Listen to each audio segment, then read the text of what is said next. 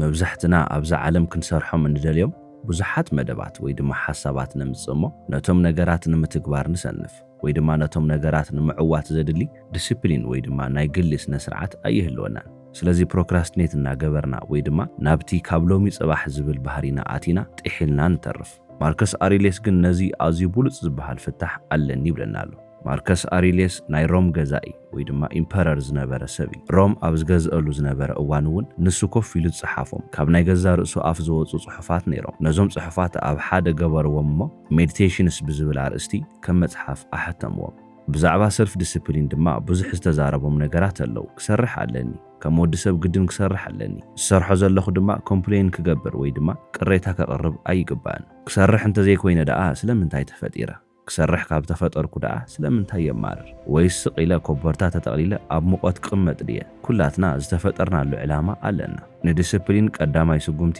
ፋይንዲንግ ፐርፐዝ ይብል ማርከስ ኣሪሌስ። ነቲ ፐርፐዝ ወይ ድማ ነቲ ዕላማ ኣብ ህይወትና እንታይ ምዃኑ ደሊና ክንረኽቦ ከለና ኣብቲ ዕላማ ምስራሕ ወይ ድማ ምንቅስቓስ ንጅምር። ንሱ እዩ ካብ ድቃስና ወይ ድማ ካብ ዓራትና እናልዕለ ዝወስደና። ኣብ ህይወት ብዛዕባ ሽቶኹም ወይ ድማ ብዛዕባ ዕላማኹም ክሊር ዝኾነ ሽቶ እንተድሊኩም ነቶም ነገራት እተከናውንሎም መንገዲ እውን ኣብቲ ናይ ዕላማ መንገዲ እንተእቲኹሞም ነቶም ዝመደብኩሞም ነገራት ንምዕዋት ኣዝኹም ቀረባ ኢኹም ይብል። እዞም ዕላማታት መብዛሕትኡ ግዜ ኣብ ህይወትና ዓበይቲ ዝበሃሉ ወይ ድማ ኣብዚ ክበጽሕ ደሊ ንብሎም ዕላማታት ዘይክኾኑ ይኽእሉ እዮም። ንኣብነት ናይ መኪና ጎማ ነፊሱ። ስለዚ ናትኩም ዕላማ ወይ ድማ ሽቶኹም ኣዝዩ ንጹር እዩ። ክትከዱ ናብ ዝደለኹሞ ቦታ ቶሎ ንምብጻሕ ጎማኹም ብቁልጡፍ ምቕያር። ሕጂ ደኣ ኣብቲ ሰዓት ክንደይ እኳ እንተደኸምኩም ወይ ድማ ክንደይ ናይ ምስራሕ ድሌት እኳ እንተዘይነበረኩም ግድን ነቲ ነገር ምፍጻምኩም ኣይተርፍን እዩ። ስለዚ ናይ ሰልፍ ዲስፕሊን ወይ ድማ ናይ ግሊ ስነ ስርዓት ዓብዪ ሶርስ ወይ ድማ ምንጪ እንታይ ክኸውን ይኽእል ተባሂሉ እንተተሓሲቡ ነቲ ነገር ንምፍጻም ዝኣክል ምኽንያት ምህላው እዩ። እንታይ ክትገብሩ ከም ዘለኩም ዘይትፈልጡ እንተኾይንኩም ስቕ ኢልኩም ምጅማር ጥራይ እዩ ትጽቢት ዝግበረልኩም። እፈልጥ እየ መንገዱ ጸልማት እዩ፣ ምንም እትፈልጥዎ ነገር የለን። ነገር ግን ጀምሩ። ጸሓፊ ክትኾኑ ትደልዩ እንተኾይንኩም መዓልታዊ ምጽሓፍ፣ ሰኣሊ ክትኾኑ ትደልዩ እንተኾይንኩም መዓልታዊ ምስኣል ወይ ድማ ክሬት ምግባር። ንዝደለኹሞ ዝኾነ ነገር ተወሳኺ ተበግሶ ወይ ድማ ሞቲቬሽን ዝህበኩም ነገር ኣየድልየኩምን እዩ። ገለ ሰብ መጽናዕቲ የድልየኒ እዩ ወይ እዚ ነገር ኣጸቢቐ የጽናዕኽዎን መጽናዕቲ ምስ ወዳእኹ ክጅምር እየ ይብል። ነገር ግን ንሱ ኣዝዩ ኣገዳሲ ዝበሃል ነገር ኣይኮነን። ወዲ ሰብ ኣዝዩ ዘድልዮ ፕራክቲስ ወይ ድማ ልምምድ እዩ። ነቲ ኤክስፒሪየንስ መዓልታዊ እናረኸቦ እንተኸይዱ ምምሕያሹ ኣይተርፍን እዩ። ብኡ ኣቢሉ ድማ ክዕርዮ ዘለዎ ወይ ድማ ዝሰርሖም ነገራት እናስተኻኸለ ይሓልፍ። እትሰርሕዎ ነገር እትፈትውዎ እንተኾይንኩም ወይ ድማ ፓሽኔት ኮይንኩም እትሰርሕዎ እንተኾይኑ እቲ ኣብ ውሽጥኹም ዝነድድ ንዕኡ ዘለኩም ፍቕሪ ነቶም ጸገማት ወይ ድማ ነቶም ዕንቅፋታት እናቐረፈልኩም ክትሓልፉ ይገብረኩም። ስለዚ ኤክስተርናል ሞቲቬሽን ኣየድልየኩምን ዝበልኩኹም በዚ ምኽንያት እዩ። ንስኹም እትደልይዎ ነገር ኣብ ውሽጥኹም እንተሃልዩ ንሱ ንዓኹም ንምንቅስቓስ ኣዝዩ እኹል ዝኾነ ሓይሊ እዩ። ማርከስ ኣሪሌስ ቀፂሉ ዘቕምጦ ፕሪንሲፕል ካውንት ኦን ዮርሰልፍ ይበሃል። ኣብ ርእስኹም ተኣማመኑ ከም ማለት እዩ። ድሌታትኩም ናብ ሶሊድ ዝኾኑ ነገራት ወይ ድማ ናብ ዝትንከፉ ናብ ዝድህሰሱ ነገራት ቀይርዎም። ጥሜትኩም ኣህድኡ፣ ኣእምሮኹም እውን ኣብ ርእሱ ጥራይ ከም ዘተኩር ግበሩ ይብል። ኣብ ህይወትኩም ሓደ ቀዋሚ ዝበሃል ዕላማ ምስ ኣቐመጥኩም ነቲ ነገር ፐርሲው ክትገብሩ ክትሓስቡ ከለኹም ወይ ድማ ክትኽተሉ ክትሓስቡ ከለኹም ነቲ ነገር ንምዕዋት ዝኣክል ፕራክቲካል ወይ ድማ ተግባራዊ ፕላን የድልየኩም። ስለዚ ናትኩም ተወፋይነት ንዕላማኹም ወይ ድማ ንሽቶኹም ጥራይ ዘይኮነስ ኣብቲ ሽቶ ንምብጻሕ ንዘቐመጥኩሞም ኣናእሽቲ ዝበሃሉ ስራሕቲ እውን እዩ ማለት እዩ። ስለዚ ልክዕ ዕላማኹምን ሽቶኹምን ኣጥቢቅኩም ከም ዝሓዝኩሞም ኩሉ ነቶም ነገራት ክትረኽቡ ዝሕግዙኹም ኣናእሽትን ዘሰልክዩ ዝበሃሉ ስራሕቲ እውን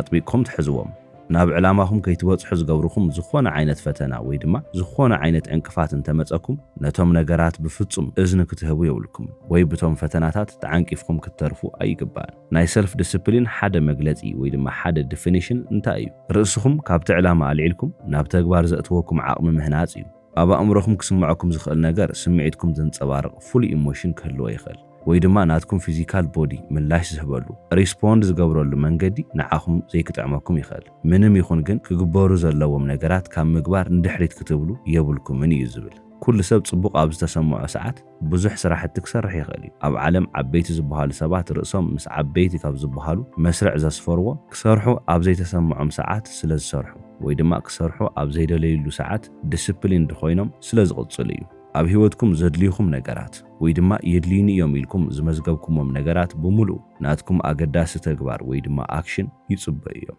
ንሱ ግድን እዩ ንስኹም ስለ ዝደለኹም ወይ ድማ ነቲ ነገር ስለ ዘይደለኹምሞ ዝኸውን ነገር ኣይኮነን ሕጂ ደኣ ንስኹም እውን ኣብ ጉዕዞኹም ከመይ ገይረ እየ ነዚ ብቐሊሉ ከተግብሮ ዝኽእል እንተኢልኩም ብቐሊሉ ክትገብርዎ ዘለኩም ነገር ኮፍ ኢልኩም ፕላን ኣውት ግበሩ ወይ ድማ ፕላን ኣውፁ ፕላን ክትወፁ ከለኹም ግን ናይ ግዜ ገደብ ወይ ድማ ዴድላይን ይሃለዎ እዚ ነገር ቅድሚ እዚ ግዜ ክጠናቀቕ ኣለዎ ዝብል ግዜ ገደብ የድሊ ፕላንኩም ሚኒ ማይልስቶን የድልዮ ኣዓዊተዮም እትብልዎም ኣናእሽቲ ነገራት ክህልዎ ኣለዎ ስለዚ ነቲ ፕላን እናሰባበርኩም ኣዝዮም ኣናእሽቲ ሽቶታት ትገብርዎም ኣለኹም ማለት እዩ ንስኹም እውን ኣብቲ ሰዓት ናይ ህይወትኩም መራሒ ዝኾንኩም ይመስለኩም ምክንያቱም ሰንስ ኦፍ ኮንትሮል ይህልወኩም ነቶም ኣናእሽቲ ነገራት እናተቆፃፀርኩም እናዓወትኩም ኢኹም ትሓልፉ ስለዚ ናይ ምቁፅፃር ስምዒት እንተልዩ ማለት ድማ ከም እትቆፃፀርዎ እንተተረዲእኩም ምስቲ ቁፅፅር ዝመጽእ ናይ ገዛ ርእስኩም ዝኾነ ኮንፊደንስ ይህሉ ብርእስኩም እናተኣማመንኩም ትሓልፉ ርእስኩም እውን ንሰባት ኣዝዩ ዓብይ ፈተና እዩ ካብ ዝተብሃለ ነገር እናግለስኩም ትመጹ ንሱ ድማ ብበዝሒ ካብ ትገብርዎም ነገራት ምድኻም ወይ ድማ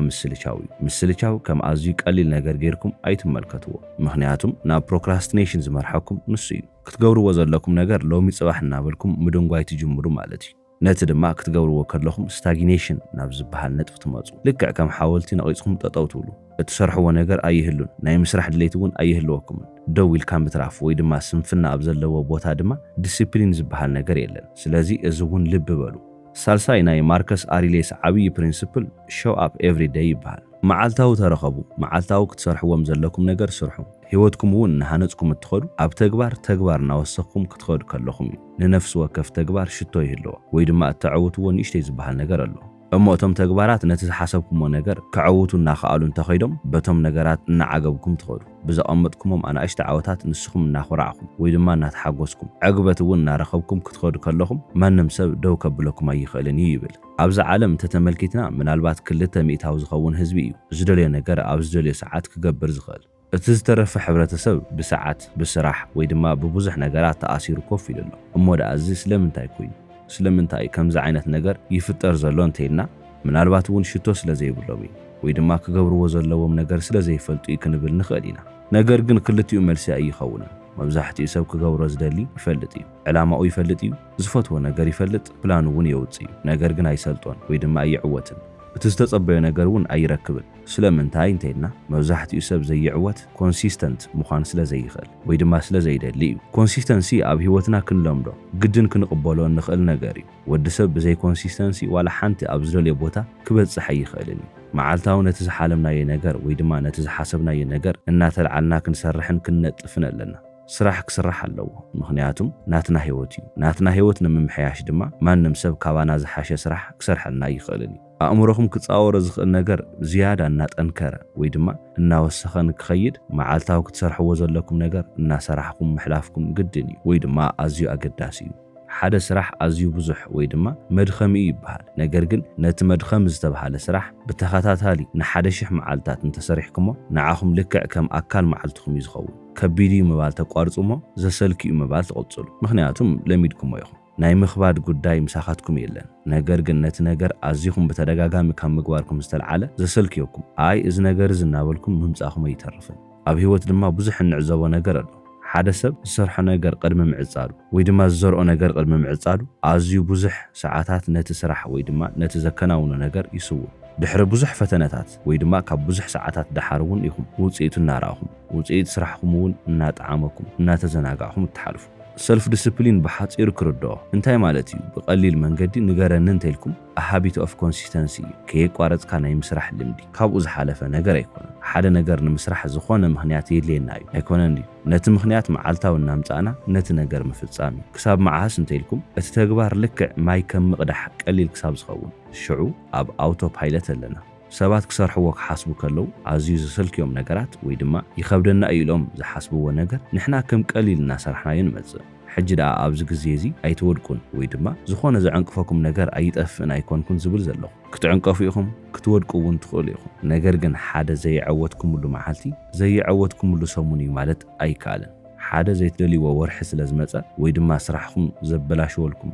ሓደ እዋን ስለ ዝመጸ ጥራይ ንሙሉእ ዓመት ዘስካሕክሕ እዩ ማለት እውን ኣይትኽእሉን ኢኹም ንግሆ ብዝተልዓልኩም ቁፅሪ ሓድሽ መዓልቲ ምዃኑ ንርእስኩም እናነገርኩሞ ክትሓልፉ ይግባእ ሓድሽ መዓልቲ ማለት ሓድሽ ህይወት ማለት እዩ ሓድሽ ንስኹም ኢኹም እታ መዓልቲ ንዓኹም ዘዳለወትልኩም ነገር ብምሉእ ንምቕባል ብጽቡቕ መንፈስ ተላዒልኩም ክትገብርዎ ዘለኩም ነገር እናፈጸምኩም እንተሓለፍኩም ይምረጽ ኣብ ቅድሚኹም ዝተቐመጠልኩም ነገር ጥራይ እናሰራሕኩም ምስ እትሓልፉ ነገራት እናተገለጹልኩም ይመጹ ህይወት ማለት እውን ንሱ እዩ ራብዓይ ኣዝዩ ኣገዳሲ ዝበሃል ናይ ማርከስ ኣሪሊየስ ፕሪንሲፕል ፕራክቲስ ቮለንተሪ ሃርድሺፕ ይበሃል ካብ ናይ ባዕሉ ናይ ማርከስ ኣሪሊየስ ኣፍ ነዚ ክብለኩም ንእሽተይ ነገራት ንምስራሕ ርእስና ዲስፕሊን ድንግበር ነቶም ነገራት ክነከናውን ከለና ድማ ናብ ዓበይቲ ነገራት ንሕለፍ ምናልባት ኣብቲ ሰዓት ርእስኩም እንተሓሚምኩም ነቲ ኩነታት ኣይትኾንንዎ ወይ ድማ ከይተማርሩ ሙሉእ ግዜ ርእሲ ምሕማም ብዝመፀ ቁፅሪ ንስኹም እተማርሩ እንተኮይንኩም መዓስ እውን ይኹን ካብቲ ፀገም በሊፅኩም ኣይትርከቡን ኢኹም ነዚ ክዛረብ ከለኹ ብፍጹም ኮምፕሌን ምግባርኩም ወይ ድማ ቅሬታ ምቕራብ ኣይትኽእሉን ኢኹም እናበልኩ ዘይኮነስ ብሙሉእ መንነትኩም ቅሬታ ኣይተቕርቡ ወይ ድማ ኣይተማርሩ ንምምራር ቁሩብ ኢነርጂ እኹል እዩ ሙሉእነትኩም ወሲድኩም ኣብ ምምራር እንተቐሚጥኩሞ ጽቡቓት ኣይትኾኑን ኢኹም ቮለንተሪ ሃርድሺፕ ማለት እንታይ ማለት እዩ ርእስና ሓሓሊፉ ምቾት ካብ ዝኸልኡና ነገራት እናተረዳዳእና እናተላመድና ምሕላፍ ማለት እዩ እዚ ማለት ድማ ርእስና ሓያል ከም ምግባር ማለት እዩ ርእስና ንፍትን ርእስና እውን ነመሓይሸሉ በቲ ከቢድ ነገር ክንደይ ዝኣክል ርሕቐት እጓዓዝ ክንደይ ዝኣክልከ ክኸይድ ይኽእል ኢልኩም እናረኣኹም እናተገንዘብኩም ትመፁ ሕጂ ደኣ ኣብነት ሃበና ከመይ ዓይነት ነገር እዮም ምቾት ዝኸልኡና እንተኢልኩም ምናልባት ሓደ መዓልቲ እናጠመየኩም ኣይትረፈኒ ኢልኩም ምድቃስ ምናልባት እተትኩኹ እንተኮይንኩም ንሎም እስኪ ምትካኽ ይትረፈኒ ኢልኩም ርእስኩም ምቁፅጻር ክዳውንትኩም ወይ ድማ ገንዘብኩም ኣውፂኹም መሃብ እኳ እንተዘይደለኹም ንዝተሸገሩ ሰባት መሃብ እቲ ገንዘብ ንዓኹም እኳ የድልየኩም ይኸውን ከምኡ እኳ እንተኾነ ኣውፂኹም መሃብ ርእስኩም ካብ ሶሻል ሚድያ ምግላል ካብ ንግሆ ጀሚሩ ኣብ ስልክኩም እትቕመጡ ዓይነት ሰባት እንተኮይንኩም ስልክኩም ካባኻትኩም ኣርሒኩም እስኪ ብዘይ ስልኪ እንታይ ክኸውን ኣይመውትን ኢልኩም ርእስኩም ክትፍትንዎ ይግባእ ወይ ድማ ኩሉ ግዜ ሻወር እትወስዱ ብውዑይ ማይ እንተኮይኑ እስኪ ሓደ መዓልቲ ዝሑል ግበርዎ እቲ ዝሕል ዝበለ ማይ ሰውነትኩም ክትንክፎ ከሎ ምስዕሳዕ ትጅምሩ ንዓኹም ምቾት ዝህብ ነገር ኣይኮነን ምቾት ኣብ ዘይብሉ ቦታ ኩሉ ድማ ዕብየት ኣሎ በዚ ምኽንያት እዩ ማርከስ ኣሪሊየስ ርእስኩም ምቾት ብዘይህብኩም ነገራት ክትፍትኑ ኣለኩም ዝብል ሓምሻይ ናይ ማርከስ ኣሪሊየስ ፕሪንሲፕል ፕራክቲስ ዲያክቶሚ ኦፍ ኮንትሮል ይበሃል ኣብ ገዛ እምሮኹም ሓይሊ ዘለኩም ንስኹም ጥራይኹም ሓይልኩም ካባኻትኩም ወፃኢ ኣብ ዝኾነ ነገር ኣይኮነን ኣባኻትኩም ውሽጢ ኣብ ዝኾነ ኣብ ኣእምሮኹም ጥራይ እምበር ስለዚ እዞም ነገራት ስለምንታይ ተፈጢሮም ኢልኩም ፍጻሜታት ወይ ድማ ዝተፈጠሩ ኩነታት ምውቃስ ኣቋርፁ ሓይልኩም ዘሎ ኣብ ኣእምሮኹም ምዃኑ ኣብ ውሽጥኹም ምዃኑ ጥራይ ክትግንዘቡ ከለኹም ሽዑኹም ጥንካረኹም እትረኽቡ ይብለና ካብ ቁጥፅርኩም ወፃኢ ብዝኾኑ ነገራት ክትርበሹ ክትጅምሩ ከለኹም ወይ ድማ ምርዓድ ክትጅምሩ ከለኹም ዲስፕሊንኩም እውን በቲ ልክዕ እናተንቀጥቀጠ ወይ ድማ እናተሸርሸረ ይመጽእ ምናልባት ኣብ ስራሕ ኣትይኹም ኣብኡ ኮፍ ኢልኩም እናሰራሕኩም ነቲ ዝደለኹም ዕላማ እናፃዓርኩም እውን ክትኾኑ ትኽእሉ ኢኹም ኣብቲ ሰዓት እምበኣር ጭንቀት እትበሃል ነገር ኣብ ሓሳብ ተጠቕሊላ ትመጽእ ምናልባት ናይ ገንዘብ ፀገም ወይ ድማ ልብኹም ዝሰበረ ሰብ እውን ይብለኩም ሕጂ ደኣ ኣብቲ ሰዓት ኢፒክተስ ይዛረቦ ዝነበረ ነገር ናብ ናይ ገዛ ርእስኩም ህይወት ክተምጽእዎ ኣለኩም ማለት እዩ ነየናየ ክቆፃፀሮ ዝኽእል ነየናይ ከእየ ክቆፃፀሮ ዘይኽእል ክትቆፃፀርዎ ዘይትኽእሉ ነገር ብምሉእ ክትቆፃፀርዎ ከም ዘይትኽእሉ ተረዲእኹም ከምኡ ተቐቢልኩም እንተሒዝኩሞ ንስኹም እውን ሰላም ትኾኑ ውሽጥኹም እውን ይዕርፍ ስለዚ ቀጻሊ ክትሓርቁ ከለኹም ወይ ድማ ኣብ ህይወትኩም እናተጨነቕኩም ክትመፁ ከለኹም ነቲ ዘጨንቐኩም ነገር ኣጸቢቕኩም ክትጋፈጥዎ ይግባእ ኣብ ህይወትኩም ፀገም ኣጋጢሙኩም ዶ ኣይፋሉን እንተኮይኑ ንስኹም ሕጉሳት ኢኹም ምንም ፀገም የብሉን ማለት እዩ እወ እንተኮይኑ ግን ናብ ካልእ ሕቶ ድማ ትመፁ ማለት እዩ ነቲ ፀገም ንምፍታሕ ክትገብርዎ ዘለኩም ነገር ትፈልጡ ዶ ወይ ድማ እቲ ፀገም ንኽጠፍእ ክትገብርዎ ዘለኩም ነገር ኣሎ ዶ ነዚ ሕቶ እወ እንተኮይኑ መልስኹም ሕጉሳት ኢኹም ምክንያቱም ክትገብርዎ ዘለኩም ነገር ትፈልጡ ኢኹም ወይ ድማ ነቲ ነገር ንምፍታሕ ትሰርሑ ነቲ ነገር ንምፍታሕ ምንም ዝፈልጦ ነገር የብለይን ወይ ድማ ካብ ቁፅፅረይ ወፃኢ እንተኢልኩም ሕጉሳት ካብ ምዃን ወፃኢ ዳ እንታይ እዩ ኣማራፂኹም ክትቆፃፀርዎ ዘይትኽእሉ ነገር እንተኮይኑ ሕጉሳት እንተኮይንኩም ይሓይሽ ወይ ድማ ተበሳጭኹም ኮፍ እንተኢልኩም ኣየና ንዓኹም ሰርቭ ክገብረኩም ዝኽእል መቸስ ሓጎስ እዩ ክትብሉ ኢኹም ስለዚ ኣብቲ ስቴት ኮይንኩም ኮፍ ትብሉ ማለት እዩ እቲ ናይ መወዳእታ ነዚ ቪድዮ ዘዳለናዮ ናይ ማርከስ ኣሪሊየስ ፕሪንሲፕል ኣዝዩ ንብዙሕ ሰብ ዘድልዮ እዩ never play the victim ይብለና ርእስኩም ብፍጹም ከም ተበዳሊ ጌርኩም ከይትቆፅሩ እዩ ዝብለና ማርከስ ኣሪሊየስ do your job without whining ይብሎ ከየማረርኩም ስራሕኩም ስሩ ኣብ ህይወትኩም ከምዚ ኢልኩም ትፈልጡ ዶ ኣነ በዚ መንገዲ እየ ተፈጢረ ካብዚ ንላዕሊ ክኸይድ ኣይኽእልን እየ ዝተምሃርክዎ ዝፈልጦ ነገር እዚ ኣብ ድኻ ቤተሰብ ይዓብይ ከምዚ ዝኣመሰሉ መግለጽታት ክትዛረቡ ከለኹም ወይ ድማ ዝተዛረበ ሰብ ክትሰምዑ ከለኹም ቪክቲም ኮይንኩም ኣለኹም ወይ ድማ እቲ ዝተዛረበ ሰብ ቪክቲም ኮይኑ ይዛረበሎ ማለት እዩ ርእሱ ከም ተበዳሊ ይቆፅረሎ ሰባት ኣብ ዘለዎ ቦታ ኮይኖም ንኽተርፉ ከም ምኽንያት ወይ ከም ሰበብ ዘቕምጥዎም ምኽንያታት እዮም ማለት እዩ ኣብ ህይወትኩም ሪስፖንሲቢሊቲ ክትወስዱ ይግባእ ወይ ድማ ርእስኩም ደው ኣቢልኩም ክትሓትዎ ይግባእ ናይ ዋይሚ ሜንታሊቲ ወይ ድማ ስለምንታይ ኣባይ ዝፍጠር ዝብል ሜንታሊቲ ንዓኹም ምንም ዝጠቕመኩም ወይ ድማ ኣብ ህይወትኩም ዝውስኸልኩም ነገር የለን። ብኣንጻሩ ኣብቲ ቦታ ኮይንኩም ንክትተርፉ እናበኸኹም ንክትሓልፉ እዩ ዝገብረኩም። ንስኹም ኣብ ህይወትኩም ዘድልየኩም ነገር እንታይ እዩ? ሜንታል ታፍነስ ወይ ድማ ኣእምሮኹም ጠንካራ ኮይኑ ዝኾነ ነገር ምጽዋር ንክኽእል ምግባር ደይኮነን። ኣብ ከምዚ ዓይነት ቦታ ክትህልው ነይርኩም። ነገር ግን